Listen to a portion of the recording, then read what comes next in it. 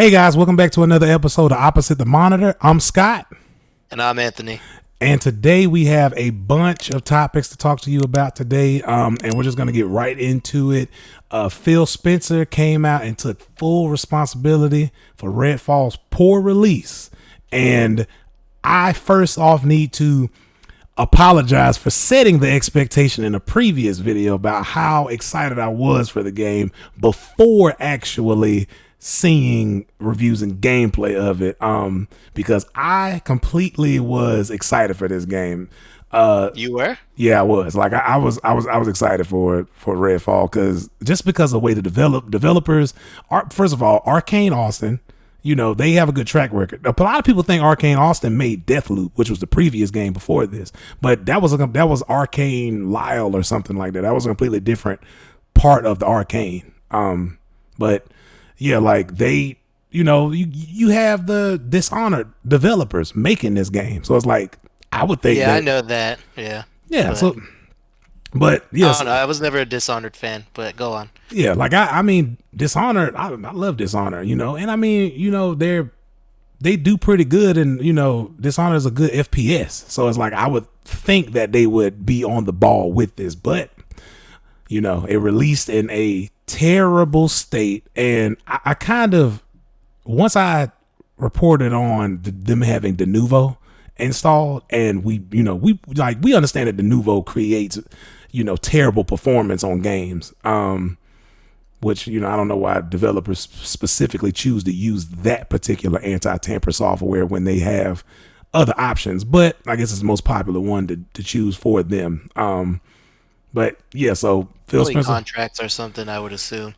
I would assume too. I would think so. But I'm not a big fan of Denuvo. Like Denuvo has ruined a lot of good, like even Doom. Like Doom is another Bethesda game that is ruined, along with a whole list of games. But Phil Spencer coming out, taking full responsibility. Before we get into this though, Anthony, what did you think of Redfall? And then I'll give my opinion on this whole topic. I mean, at first Redfall wasn't even on my radar until obviously the shit show that it turned into being, you know. I started watching videos on it and just seeing people complain about it, and we were even talking about this at work yesterday. It literally looks like a Fortnite skinned vampire game, and it's kind of cheesy to me. Like, I don't know. And the fact that it's literally broken at $70, another game, shocker. But yeah, it just doesn't seem right. And then the whole AI issues, it's yeah. Let's say if I had any slight interest, it would have completely faded away because of how this release was handled. Yeah, like, see, I don't know. The whole comparison to Far Cry, because I know like Far Cry games typically do get a bad rap, but at the end of the day, Far Cry games are playable at day one. I haven't played a Far Cry game that was unplayable day one. Granted, it's monotonous. It is Ubisoft. It's monotonous. It's mundane. You do the same thing over and over and over. You know, go from this outpost to this outpost to this outpost and clear the entire outpost and you get a prize. I completely get it, but it's playable at the end of the day. When you start trying to charge people $70 and you don't deliver a playable product, you don't reinsure faith in the consumer to be able to purchase a game for $70, let alone justify the $70. So it's just like, of course, Phil Spencer should definitely come out and take full responsibility for the poor release of Redfall, but also the actual creative head behind the game itself needs to come out and, you know, apologize for this. Not just Phil Spencer. Phil Spencer didn't, like, even though he's the CEO of Xbox, he's not the go-to guy for Arcane Austin. He's not a developer. He's not a creative head at Arcane Austin. So why is he coming out, you know, taking full responsibility? In my opinion, it should be the creative head behind Redfall. You know? So it's just like, yeah, like it doesn't make any sense. It should be a lot of people, all, like definitely top developers be like, "Oh, we're sorry," and they should actually do something instead of just be like, "Yeah, my bad." Like refund some of these people that did day one that don't want the game anymore, or send back half the money or something. Yeah, Like they're not exactly. doing anything besides just being like, "Yep, we're sorry," Exactly. So it's like and it's only one guy too. yeah, and it's like Phil Spencer. I mean, I can appreciate the gesture, but it's like Phil Spencer came on Kind of Funny's podcast, explained like basically like what happened with the development of Redfall and stuff like that, and he basically came out. It quoted him on the podcast saying that he's upset with himself, taking full responsibility of the game, and that it needs to be great, basically corporate talk. And he acknowledged that he acknowledged the same things that we acknowledge in the fact of like it's a $70 game, but it's arriving in such poor condition. The most And media trained answer. exactly. And it's just like, yes, that's all fine and dandy that you came out and you said you apologize, taking full responsibility. But at the end of the day, it's like, how many games are you going to release? On top of that, too, this is supposed to be a first party Xbox game. This is supposed to be a first party Xbox game. Why are you releasing your first party games in such a state? These games are supposed to be the main reason to get people to buy into Xbox, to buy into Game Pass, to buy into these things. These are incentives for consumers to purchase other products of yours.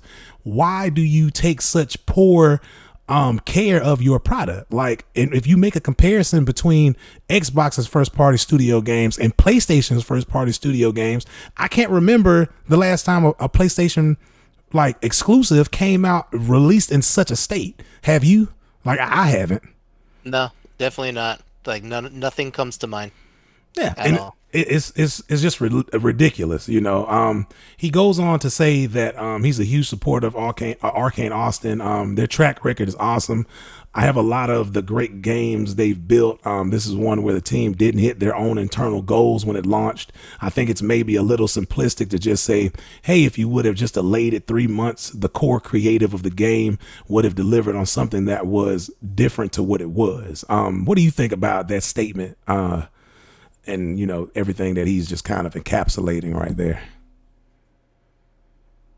It just seems like realistic time frames weren't set, Yeah, like and now he's seeing the fallout of that, and he's like, "Oh damn, we should have done it this way." And they usually are good, and it's never been like this before. But that's like typical again media trained response to this type of stuff. yeah, yeah. I think this kind of sounds like, in my opinion, it kind of sounds like he's letting them be autonomous in their decision making. And there's not a clear cut head of leadership there to be able to get things on track.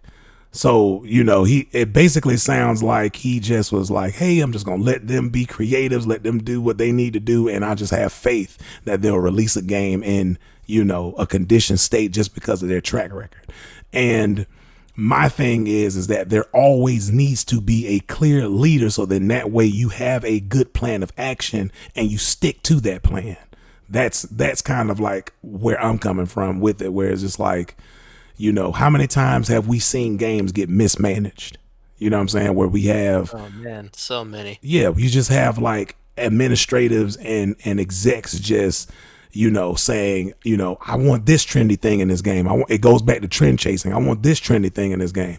You know what I'm saying? I want it to be this. I want it to be that. Even like when you said earlier, the whole Fortnite aesthetic, like, that's a trend chasing thing. It's a more acceptable type of image for a game because you're trying to appeal to a specific demographic audience. Yeah. exactly. You know what I'm saying? So it's just like, I think they need to have more of a clear cut plan of action. They need to have more of a leader in there to be able to keep people on one lane, to be able to deliver a good product, and I can even make a comparison to Dead Island 2, where, there was a clear cut plan of the game.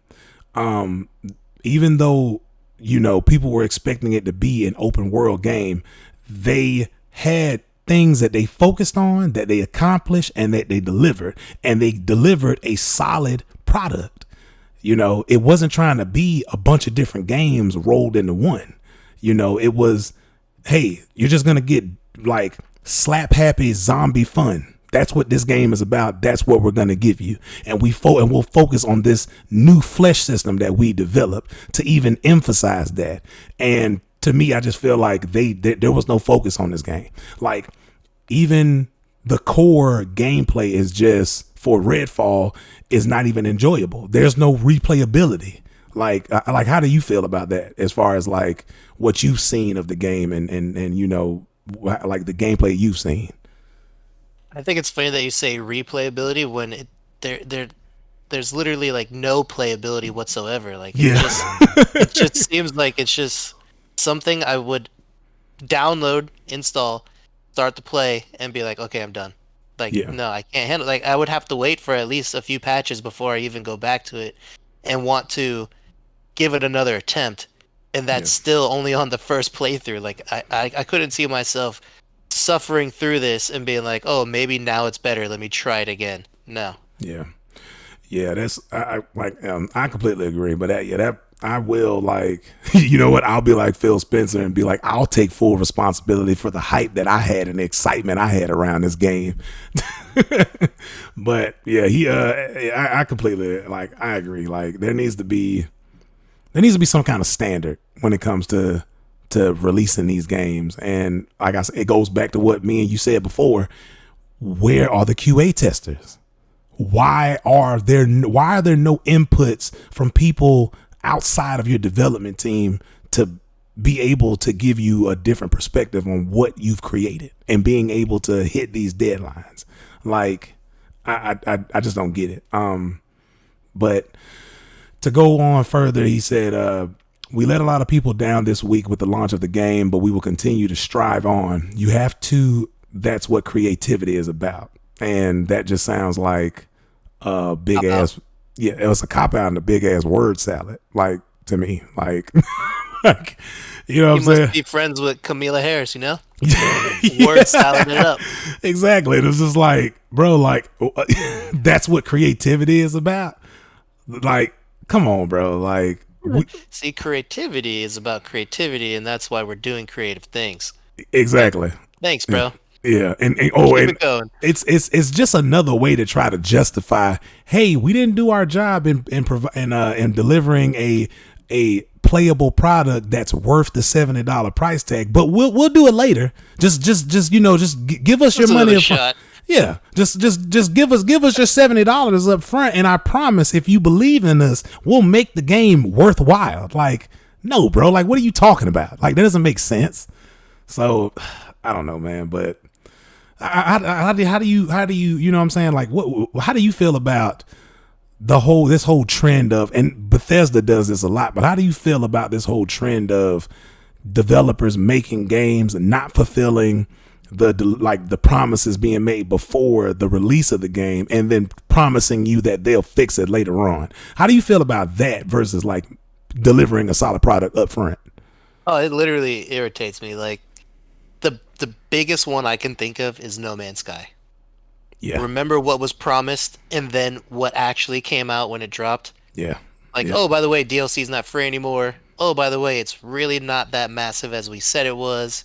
And then, oh, by the way, 6 months later, hey, what we promised originally is now working. So you can play the game now. We're 6 months now past this game. I don't care about it anymore. Yeah. Like, that's what this is like. This is gonna be the same thing. Like, I don't care about Redfall anymore.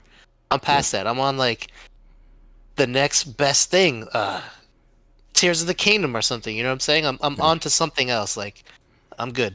Yeah, I completely agree, man. It's just like, even right here where he specifically says like, and we're gonna continue to work the game. We've shown a commitment to games like Sea of Thieves and Grounded to continue and go and build. See, one thing that he's not pointing out with this is that Grounded released in early access.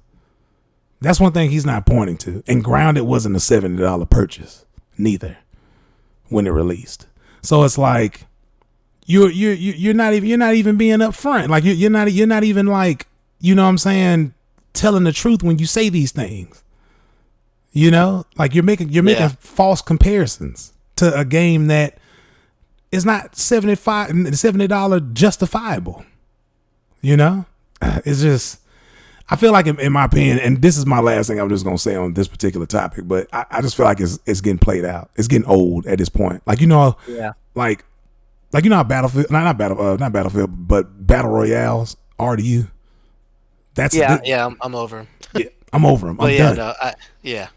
Yeah. All right, do you have any closing remarks that you have for this topic before we go on to the next one? Nah. Let's go to the next one. All right, because it's just like you know what? That's At what they this should. point, beating a dead horse. Like Yeah, exactly. just broken game after broken game. It's like I don't like. Yeah, that's what they How do you should. keep us passionate about games? Like how? Exactly. That's what they should have did with Redfall. They should have just moved on to the next one. Just yeah, just throw the shit in the trash. Move on to the next one. All right, so kind of linking into the next topic, and it's still revolving around Redfall. So what this whole entire release has done, it has created doubt for Bethesda, Microsoft, and StarField. And to kind of create some kind of, well, damage control was initially Phil Spencer coming out, taking full responsibility and like kind of apologizing to the state of which Redfall is in. And this is kind of like the reassurance part. And Microsoft actively helped Bethesda with StarField may avoid Redfall's mistakes. And that may in there, that's the key word people need to focus on, is that may.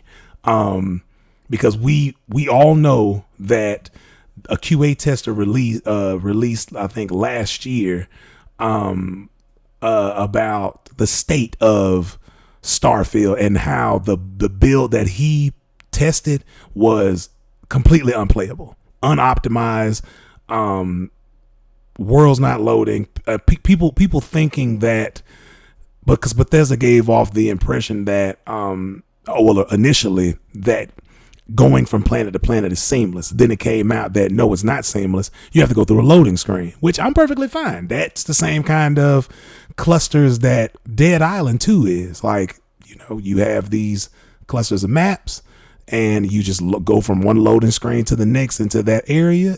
But the difference is that it's optimized. Me and you know both, Bethesda is not known for optimization. They always have bugs in their games. Always. That's kind of like a moniker they've created. But how do you feel about, you know, do you particularly have faith in Microsoft and Bethesda and them developing StarField and we not potentially having another Redfall on our hands? Well, here's the thing. I have more faith in Bethesda just in general from past games that I've played. Like I've never played like ESO Online or any ESO games or just Elder Scrolls games in general, but Fallout, besides obviously Vault 76, I mean, has never Fallout was let me buggy. down. Yeah, it was buggy, but it was very playable. I didn't have any issues because I play on console for Fallout at least because the control just feels better, like the controller, than Yeah. keyboard and mouse on that game. It's not like that intense where you need, that much accuracy and latency um, between your controls and the actual game itself. So I've never really had issues with Fallout, like even like 4. I did see like a few things that were kind of like buggy, but it's livable. But Yeah. yeah, I have more faith in Bethesda than I do with Microsoft after this Redfall game.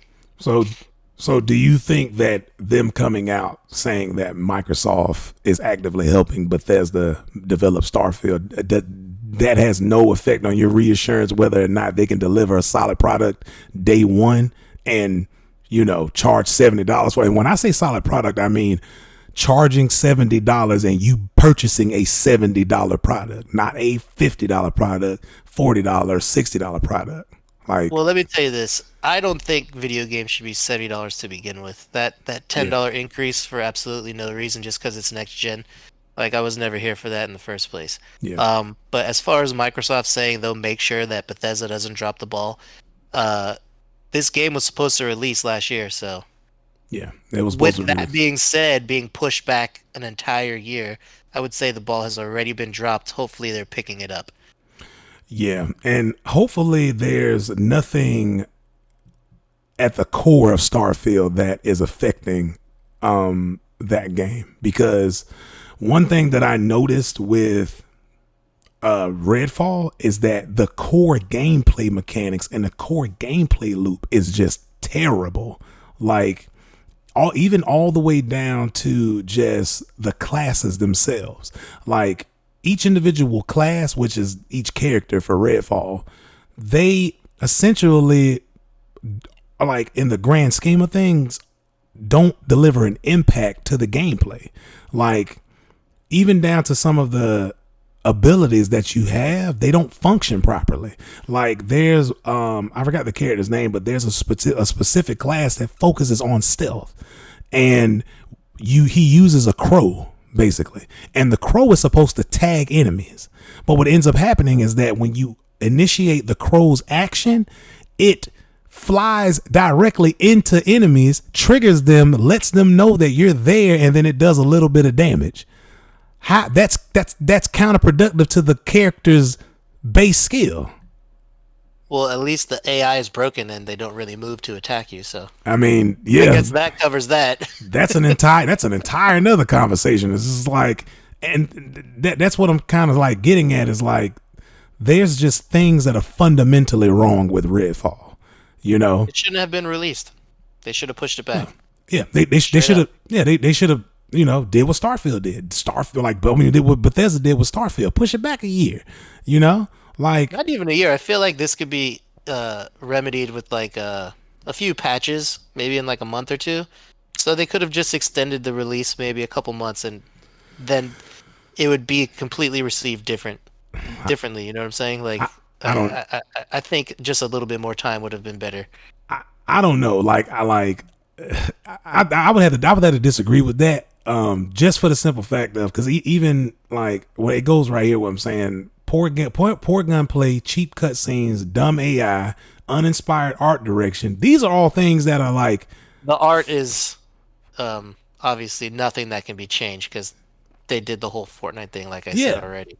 but that's But what the I'm. AI and the gunplay and the cutscenes, the cutscene that's just terrible. They're stills with voiceover. Like I don't Yeah. understand why they even thought that was a thing. Well, But well, here's the funny thing about that is that the they spent more money on the marketing and the trailers. The trailers have live action sequences, but the game itself doesn't. That right I there know. doesn't even make, that's ass backwards. That doesn't even make any Mind sense. blowing.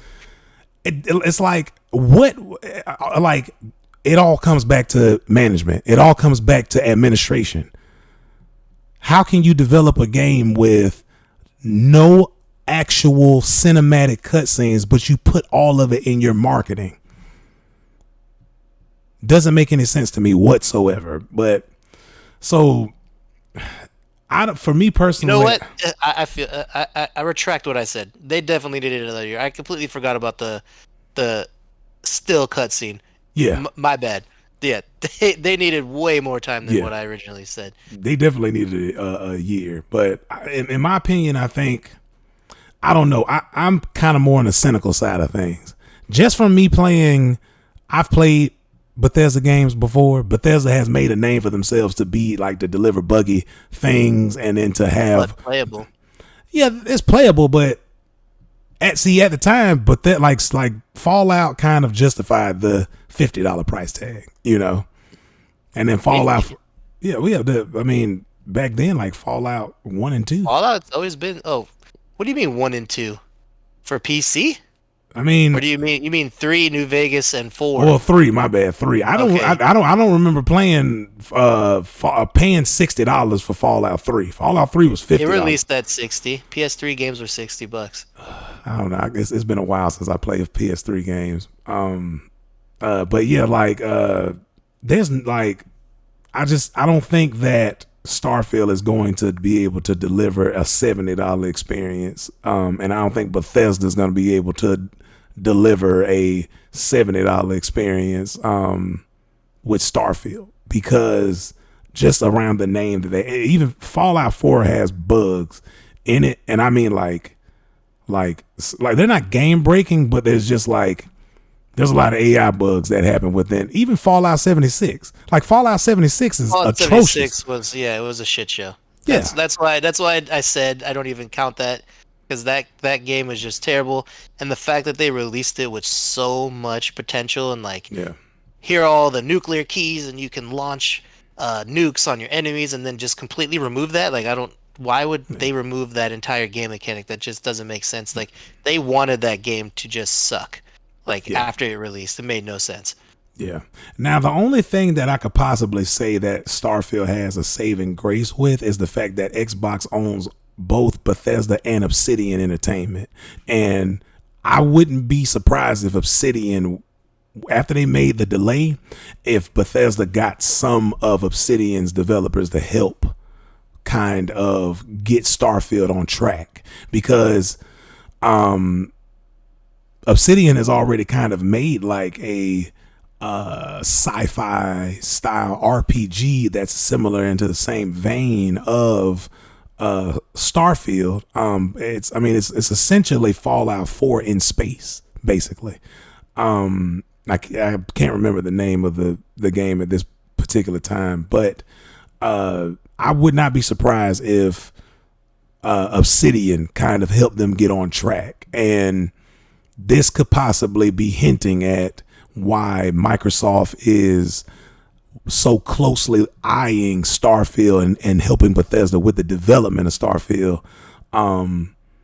Because, I guess they don't want another Redfall in their hands, but it's like, of course you don't want another Redfall on your hands, but you can say all these things, but your track record doesn't show it. You know what I'm saying? Like, Yeah, I feel like though the reason why they're pointing out Starfield is because it's going to be their biggest like proprietary game release like yeah, since Halo. That's what they're hoping.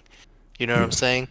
yeah, Like we'll see. I mean, because Bethesda has made killer games, so that's why they obviously purchased this company to make killer games, but exclusively on Xbox and PC. So they're hoping that this is going to be their next big thing. They need that next Halo. yeah, They need that next Gears of War, because what incentive is there to buy an Xbox? Absolutely none. yeah, You can play all their stuff on PC, and their exclusives are garbage. And Redfall's the biggest painted picture of that. So yeah, yeah, definitely. that's why they're microscoping Starfield so hard right now. Yeah. Or even then too, it's like if you go back to like with the exclusives and stuff like that, it's like Xbox virtually doesn't have any exclusives, and this was Microsoft's big attempt at delivering or at least creating hype behind a exclusive for them, and they just shit the bed. They shit the bed with this release, and it's like how are you going to reassure people in another exclusive that you're trying to charge $70 for, when you just dropped the ball so hard with this? Like, for This instance, is not another time. I mean, this is not the only time though that they've shit the bed with the exclusives. Look at the Master Chief collection. oh yeah, Look at Halo. What's that one? Halo Infinite, right? yeah, The Halo newest Infinite, one. yeah, the free to play, Jesus Christ! yeah, Like Halo used to be great. yeah, After 3, it kind of fell off, yeah, like, and that's because Bungie dipped. yeah, And like, come on, like, do something good for once. Like, you don't need you don't need to keep buying all these developers to hopefully hit again. Like, oh yeah, we gotta hit it again. Yeah, like no, figure it out, create a decent timetable, and just put actual work into it. yeah. No, I That's just what completely, it comes down to. yeah, I completely agree. It's just another big thing too that people were pointing out with Starfield too is that the whole procedurally generated worlds, the planets. Mhm. that's kind of the same thing No Man's Sky did. No Man's Sky's entire universe is procedurally generated. When you have things that are procedurally generated, you'll get a lot of the same designs, a lot of the same things you'll see on different planets, just slightly different color, slightly different vegetation, slightly different, minerals and things like that on a planet. And it's like, Starfield isn't going to be open universe. There's just going to be a small subset of planets. Like I think it's just open galaxy, really. And there's just like a small subset of planets that you can visit through a loading screen, and it's like having procedurally generated planets is not a good design for a game that's this ambitious, right? Because they kind of like, like they're having multiple different planets, which means that you need to be able to create a large scale world, things like that. You need to like they're touting ship customization, improved systems. You're having factions, you're having like RPG elements as far as like conversations, things like that, that you can kind of choose and select and how you want your story to go, stuff like that. Even just like the gameplay they released for Starfield that kind of showed off combat looked lackluster. Like it was like frames were literally dropping in the gameplay video, like in the gameplay trailer. And it's just like, this is just kind of reinforcing my skepticism when they come out and tell me, oh yeah, we didn't work with Arcane to help them make Redfall. So in order to avoid the mistake that we just had recently, we're going to do our due diligence and help Bethesda with Starfield. Like, no, bro, who you fooling? I still think this is damage control. Even though he came out and took full responsibility for the entire incident happening with Redfall, this is damage control. This is please, 100%. Yeah, this is please, like on his knees, please buy Starfield. I promise you we're not gonna fuck this up again. So it's just like, I don't know. Do you have any closing remarks with this? Nah, but I really wish we had the soundboard. So we could just hit the gotcha, bitch. yeah, or the perfect, like like having that is just like, oh, man. I don't know, man. I want Starfield to be great. Like I want that game to be dope. It's just so do I. I would love to play it on PC. I would have loved to play it on PS5, but can't do that. I don't know. All right, so our next topic is we're still going on with these games that are releasing in like terrible states, and then they're making us a promise again that they're gonna fix it over time. And so Saints Row devs came out with a major patch overhauling virtually everything in the game that fans asked for, except the unlikable characters and the unlikable story portraying Gen Zers in this ridiculous ass game. And it's just like Anthony, like consumers are hurt. Yeah, it's like Anthony, like here we go again. Like, so just like, how many games do we have to go through to understand that you need to deliver a product? This is my question to you, that you need to deliver a product like day one, finished, playable, not, it doesn't have to be DLC. Like it can just literally be the vision of the game. How many games do we have to get through before developers start understanding that? To be honest with you, bro, I stopped buying games day one. The only games I buy day one now are basically like Nintendo games. Those typically work right out the box. Yeah. They've put a serious bad taste in my mouth, and I have no faith in any game anymore. Like, I bought Harry Potter, Hogwarts Legacy day one, and that was actually pretty good. So, I mean, I will come back for certain titles, but I mean, it would have been nice to play Saints Row again. Yeah. But no. Yeah, man. Not doing it no more. Yeah, it's just like this particular update, they made changes to combat, missions, multiplayer. Almost every part of the game is being improved as the devs ask fans to give the reboot another chance. Do you think that fans should give these developers another chance? The game's been out, like, I think it dropped August of last year. So it's like it dropped August of last year. This is far too long to be asking for another change. Well, first of all, this is far too long to be delivering an update. Patch and overhaul. Yeah. Exactly. We're what, 3 months shy from a year? Yeah. Like nobody's playing your game anymore. Serious? Yeah. I really would love to know what the server traffic is on that, because I'm pretty sure it's like a barren wasteland. Yeah, The servers are just up, not being used at all. Yeah, launched last August. Like it's like, what are you doing?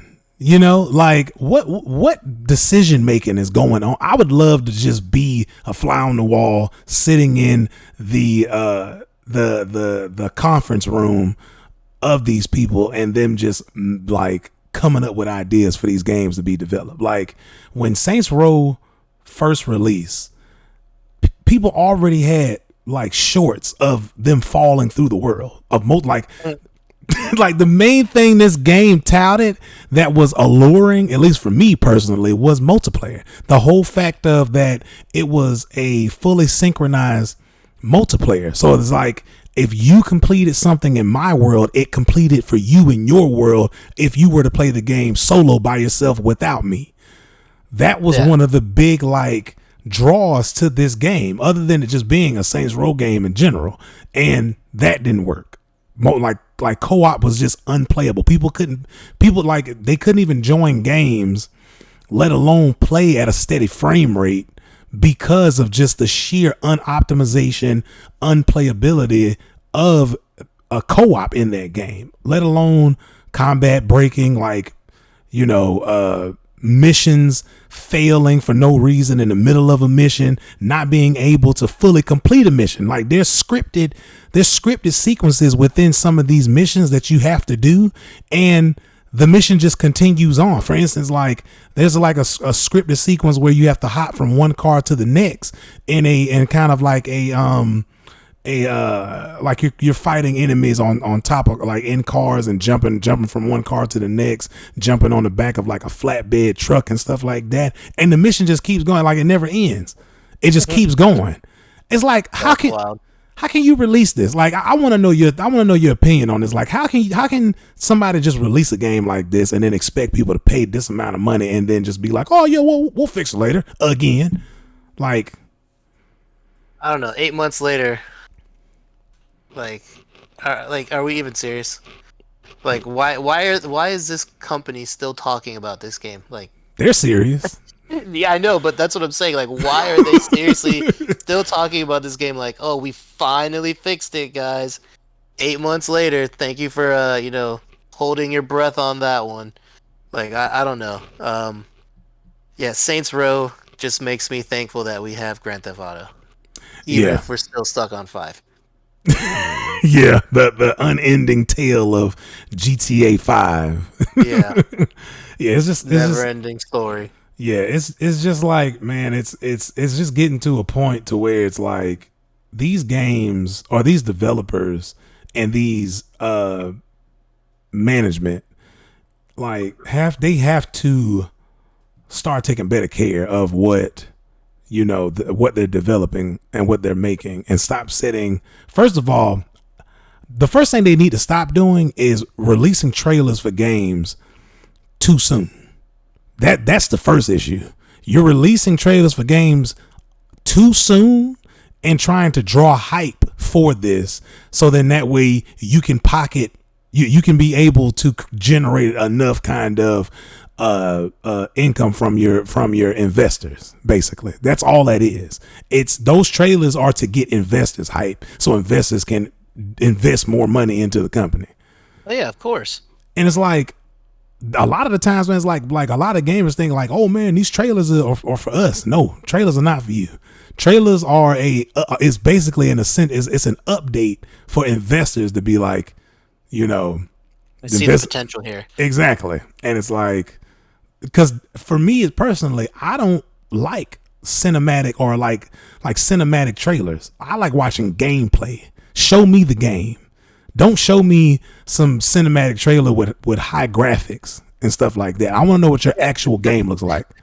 Exactly, because you're never gonna, like, wow, the cinematics look great in this trailer. And then I love how they always have the disclaimer, this is not real gameplay. And then the game comes out and looks nothing like that. Even the cinematic cutscenes in the game never even looks like that. No, Like it's borderline false advertising. it is. It is. But yeah, this is another game, another failure, another like, please, please, please, come back and give us another chance. And I'm just like, I'm all out of chances, and I'm all out of fucks to give. I'm just Yeah, all out people of are it. gonna think we're like the new game bashing podcast. Like we Yeah. literally only talk shit.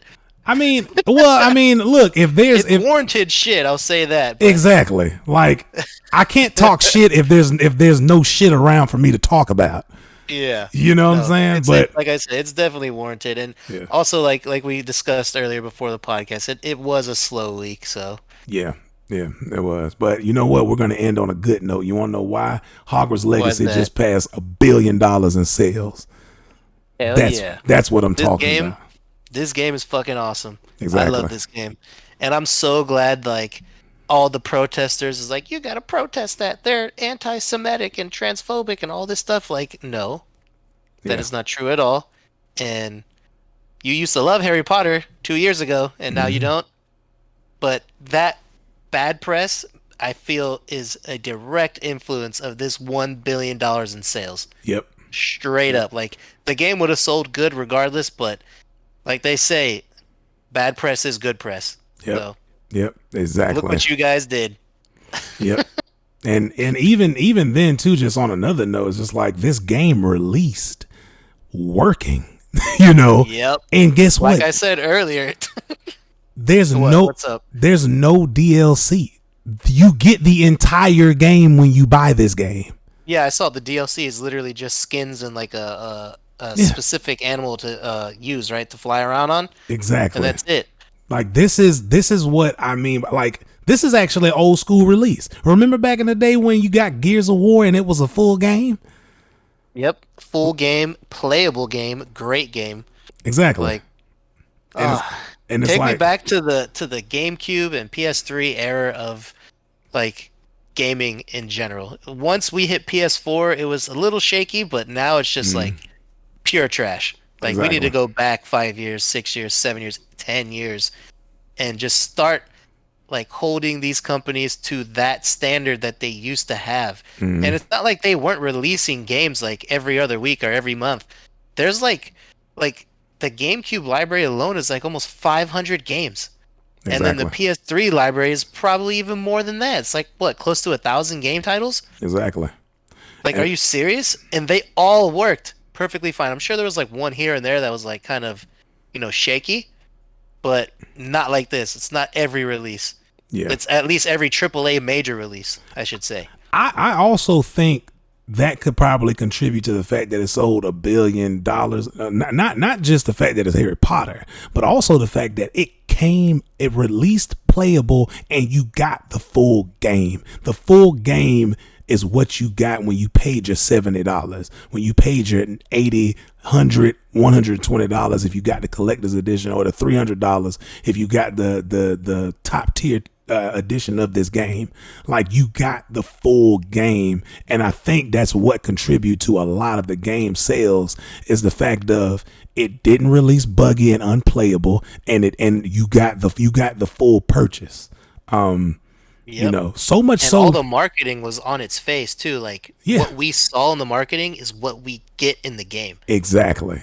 No And bait and switch whatsoever. yep, you know what? I take my hat off to Avalanche Studios. You guys did a great job. Great job developing this game. This is what gamers like to see. Like, What we've been asking for exactly. years. Exactly. I mean, look, so much so, bro, like the success of this game directly impacted Warner Brothers to make a decision to make a TV show that's going to last 10 years. Damn, I didn't even know that, but Yeah. that's awesome. Beyond Hogwarts Legacy, WB Discovery has announced plans to create a 10-year Harry Potter live action TV series.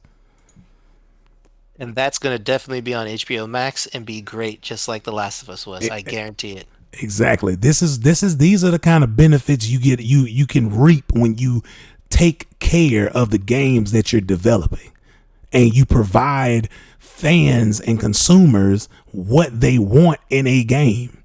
You don't just go willy-nilly and just do whatever the hell you want and neglect the blueprint that you created at the beginning stages in pre-production.